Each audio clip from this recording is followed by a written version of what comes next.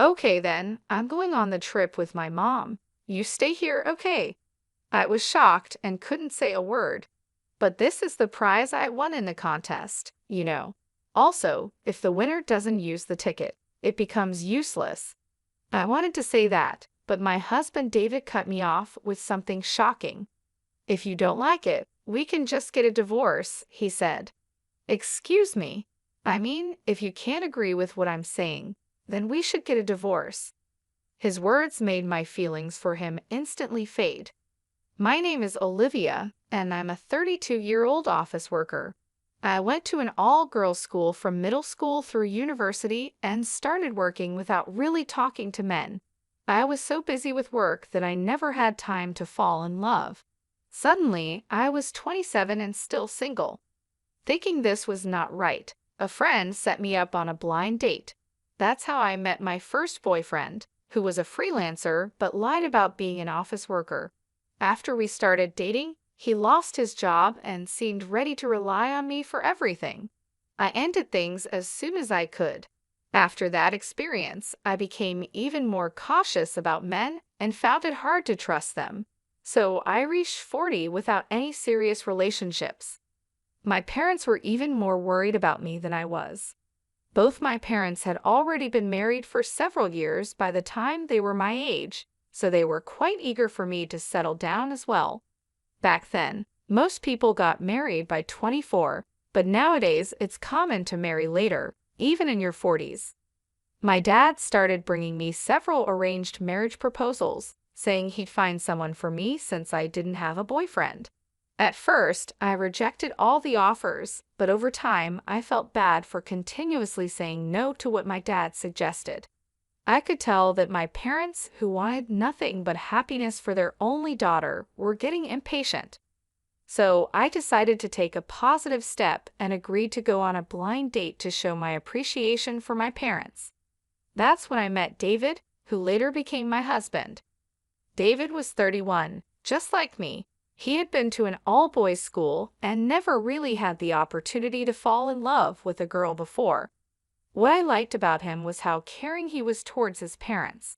He looked after them well, often visited their home, and took them on trips. He appeared to have a good character and a stable job at a company. I checked his business card to be sure. Having learned from a past mistake with a previous boyfriend, I was very cautious. However, everything seemed normal with David, and I felt he was trustworthy. As we dated, David, knowing I was shy, took the initiative and treated me very well. I gradually found myself more drawn to him. After 3 years of dating, David proposed, and we got married. My parents were overjoyed and shed tears of happiness when they heard the news that I was finally getting married. I genuinely felt fortunate to have met a good man and was equally pleased about looking after my parents in this significant way. After our wedding, my husband and I enjoyed our honeymoon and began our married life with joy and companionship. We both had jobs, so we shared the household duties accordingly. Cooking was my forte as my husband wasn't great at it, so he took on the laundry and cleaning tasks. We worked well together, supporting each other and enjoying a harmonious married life. However, our marital bliss faced challenges after just a year. The turning point came when my father-in-law died from an illness. This event deeply affected my husband, who then started paying excessive attention to my mother-in-law, Julie, who was left alone. David, my husband, began spending his days off at his mother's house. Sometimes he and Julie would go out, just the two of them, and occasionally he would stop by her place after work to share a meal. They even started taking trips together. This situation made me feel deeply disrespected. It wasn't just about him caring for his mother, which I understood and respected, but the secrecy and the priority he gave her over our relationship hurt me. It seemed he had shifted from being family-oriented to becoming overly attached to his mother, a true mama's boy. Despite this, David appeared oblivious to the implications of his actions or how they affected our marriage. In an effort to maintain peace and hoping for a change, I decided to compromise and continue investing in our relationship. The idea of divorcing after only a year of marriage was upsetting, particularly considering how it would affect my parents. Moreover, I harbored hopes that starting a family might bring a new dynamic to our relationship, potentially shifting David's focus. The decision to not rush into a divorce was difficult, but I resolved to stick it out, pondering on the complexities of our relationship and the potential for change. I recently started a new hobby of entering contests to win prizes, which I found surprisingly enjoyable. I've been winning things like cosmetics and food by writing reviews and staying persistent. Then I won a big prize in one contest: airline tickets to Fiji. I was so surprised that I read the email 3 times. I carefully checked to make sure it wasn't a scam. It didn't lead me to any strange websites or ask for my credit card information, so it was indeed a real win. I learned that I needed to contact the airline in advance to use the tickets. I wondered who to take with me. My husband had just gone to New Hampshire with Julie. I thought about asking my friends or my parents. Eventually, I decided to give the tickets to my parents so they could enjoy the trip. I went to my parents' house to tell them about it. It's been years since we traveled abroad. "Are you sure about this?" my dad asked. "You won this, Olivia." "It's okay, don't worry about it. I want to treat you guys this time," I said. They were happy, but then my dad noticed something in the ticket's conditions. "This ticket is only valid for the person who won it and can't be transferred or sold," he read. "What? Does that mean I can't give it to you both?" I asked. "Yeah, it seems so," he replied. "Oh well, it can't be helped," my mom said. "You won it, honey, so why don't you go with David?" Since my parents suggested it, I decided to go with my husband. When I returned home from my parents' house that night, I found a woman's coat by the front door. It looked familiar. Yes, it was Julie's coat.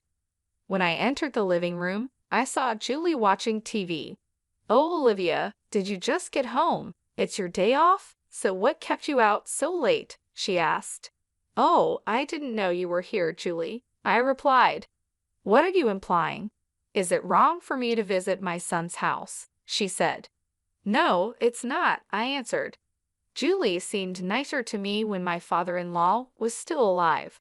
Since he passed, she has been very strict and cold towards me." "What's this? What did you buy?" Julie noticed the bag I was carrying. "It's nothing," I said. "Just show it to me," she demanded. "Why?" I asked. "Just show it," she insisted, and then she snatched the bag from me. "Fiji, are you just treating yourself? What are you doing with David's money?" "What are you talking about? I've never depended on David's money," I said. "I won a pair of travel tickets in a contest, so I thought I would go on the trip with my husband." "Oh, really? A prize, huh?" Julie's mood suddenly changed, and she got excited. I had a bad feeling about this. Then my husband came into the living room, fresh from a bath. "Oh, Olivia, welcome back. What's wrong?" he asked, hearing his mother's excited voice from the bath. "David, listen. Olivia won a trip to Fiji in a contest," Julie told him. "Wow, that's great," he said. "Yeah," I added. "So I decided I'd go with you, David. I even bought a guidebook for it." "How many people can go on that trip?" he asked. "It's just 2 tickets, so it would be just us," I replied. David was silent for a moment, glancing at Julie. She was looking at him with wide eyes, like a dog hoping to be fed. "Okay, well then, I'm going to go on the trip with my mom. You stayed home, okay?" he said. I was completely speechless. I couldn't believe David was so attached to his mom. "This is what I won from the contest, you know," I reminded him. "So what? We're a couple, so what's yours is mine, right? And what's mine is my mom's," he replied. What kind of logic is that? I thought. No way. Besides, you and Julie just went on a trip a few weeks ago. That trip doesn't relate to this one. I paid for that, and it was within the country, he argued. I haven't been on an overseas trip in years. "I'm so excited," Julie chimed in, already planning the trip. "Hey, I didn't even agree that you two would be the ones going." Besides, the ticket would be invalid if I'm not there, I tried to say, but David cut me off with something shocking. If you don't like it, then we can just get a divorce, he said. Excuse me. I said, if you can't listen and follow what I say, then we'll get a divorce. I never thought he would say something like that. Instantly, my affection for him cooled. Do whatever you want, I told him. Why didn't you just say you were so selfish? Both David and Julie looked as if they had won a big fight. They took the guidebook from me and began to happily plan their trip. Meanwhile, I started thinking about what I would do after a divorce. Later, my husband asked me to contact the airline, so I did. I asked if I could give the tickets to my husband or relatives if I couldn't go. Sorry, but you're not allowed to give the tickets away, even to your family or relatives, the operator replied. Well, of course, I said, realizing this made sense. I then decided to decline the tickets I had won in the contest and hung up the phone. Afterwards, I told my husband about my decision. I called to remind you about the terms and conditions on the tickets, so please check the details. Then my husband scoffed and said, I don't need to read the terms and conditions, and left the tickets on the shelf. He probably never thought those tickets could be invalid. I told my parents about this incident. I asked them for help because I planned to move out on the day David and Julie went on their trip. My father was shocked when he heard what happened. He had suggested the arranged marriage with David, so he felt responsible. It's not your fault, Dad. He only recently started showing his true colors, I reassured him, trying to make him feel better. On the day of the trip, David was in a great mood and getting ready to leave. Well, I'm off then. Take care of the house while I'm gone, he said with a big grin. Yeah, have fun, I replied with a big smile, surprising him. As soon as he left, my parents arrived to help me move.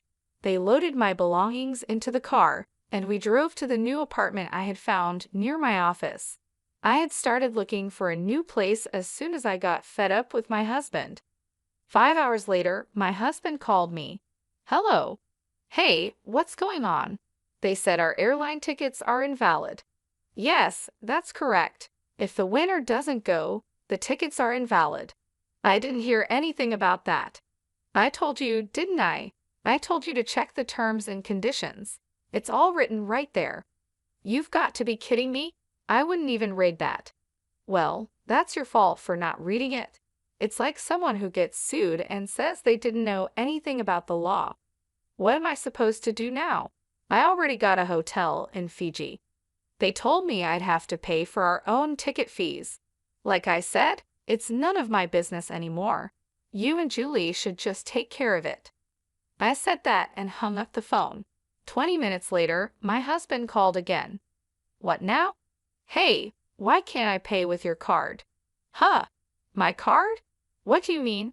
I panicked and checked the drawers, only to find that my card, which I had been using as a backup, was gone. You took the card without my permission.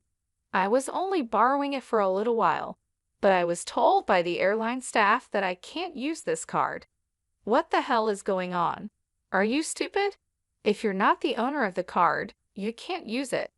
But on the internet? Huh, internet? Oh no. And he hung up the phone. No way. I immediately checked my credit card statement for the card I used as a backup and saw charges I didn't recognize. I remembered my husband had been buying a lot of clothes and other things recently. He must have used my card without my permission. I quickly blocked the card and took a screenshot of the statement history. With this evidence, I planned to confront him later. A few days after his trip to Fiji, my husband called. Hey, what is the meaning of this? I don't see any of your stuff and belongings in our house anymore. And you left divorce papers on the table. What the hell are you thinking? Well, I mean, I can't go on living with a mama's boy who prioritizes his mother over his wife and turns into a thief using my credit card without permission. What? If you won't sign the divorce papers, then let's fight in court. Court? Oh, are you in trouble? If people at work find out about this. I see. Then I'll request my divorce through my lawyer, so you better quietly agree to the request." "No way." My husband reluctantly agreed to the divorce. He accepted on the condition that there would be no division of property, and he would also pay for the credit card bills he racked up without my permission. But my revenge doesn't end there. I decided not to talk about what had happened, but I wasn't sure what my father, who had arranged the marriage, would do or say. Soon my ex-husband called me. "Hey, this is not what we agreed on. Everyone at work knows about what happened. Now, they talk about me behind my back, and I'm known as a mama's boy and a thief. I can't hold my head high in my company anymore." "Oh, what a pity," I replied, but I hadn't told anyone about this. "Did you forget that so many people were involved in our marriage?" he asked. "Yes, our marriage was arranged through connections. My father, a general manager, and my ex-husband's boss, a department head, were good friends. They set up our blind date because my ex-husband was a promising bachelor working under him. It turned out that my ex-husband's boss was very upset with him over this whole mess. David was now being shunned at work, and his career prospects had dimmed. As for Julie, the news had spread to her neighbors, and they started avoiding her, leading her to isolate herself at home. They both faced the consequences of their actions, and I felt no sympathy for them. Meanwhile, I focused on my career, earned a promotion, and received a raise. To celebrate, I took my parents on an overseas trip to France, a place we had all wanted to visit for a long time. We created wonderful memories together. This whole ordeal has been a learning experience for me. I'm shocked that he turned out to be not just overly attached to his mom, but also a thief.